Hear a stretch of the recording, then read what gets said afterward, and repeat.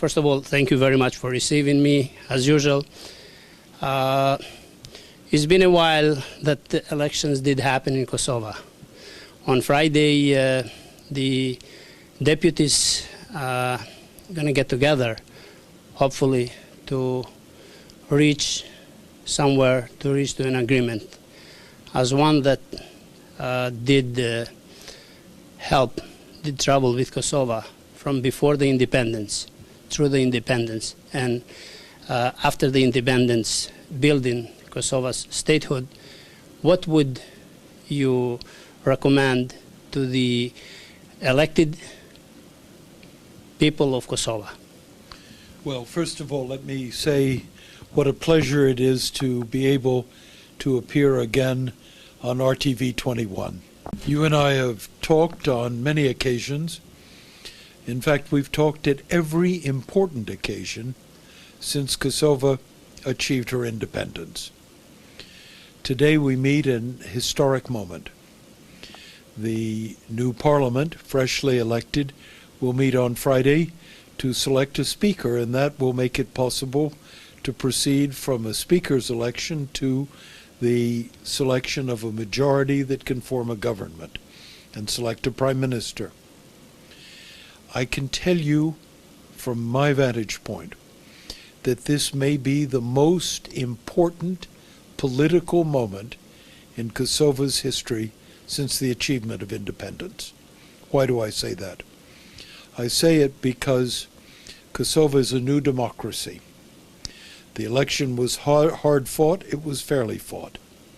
But an election must produce a government, and a government must have a majority in Parliament. The failure over several months to achieve a majority and produce a government out of Parliament means that the essential work of the state cannot be completed. It means that Kosovo's image as a nation fully in charge of her affairs is weakened around the world. It means important parts of Kosovo's national agenda, domestically and foreign affairs, the achievement and advancement of peace with the Serbs, the resolution of the matters raised by Special Prosecutor Clint Williamson remain in abeyance. Kosovo needs a government, and without a government, she puts before all of us the frightening prospect that this new democracy has not yet learned how to conduct itself. Now, I know that it can. I know the maturity, the wisdom, the political good sense of the party leaders, and I trust them to make the decisions starting this Friday that will produce a new government and send a signal to the world. Let me make one other point. The United Nations General Assembly will meet shortly. The President of Kosovo will be present in New York for that moment. There have been several Security Council reviews of Kosovo's case. The world is going to be thinking about Kosovo. It would be highly regrettable if at a moment when the world is once again considering your wonderful nation in its early formative years, that it would see confusion. We want it to see clarity.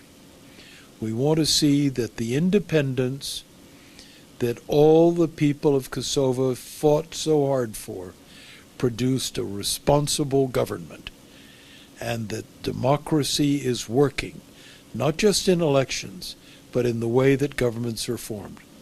So let me make a strong personal plea to the members of the Assembly to complete your work, elect your speaker, hold to the task of building a majority, and select a government so that Kosovo can move ahead, and the strength of the relationship between the United States and Kosovo can be deepened. Thank you, sir. I'm very pleased to be with you. I wish all of my friends in Kosovo well, but my thoughts are particularly with the members of the Assembly who have this important job to perform, and to all of Kosovo's political leaders to act with discipline and maturity and come up with a decision that will preserve the interests of your new nation. Thank you. Thank you.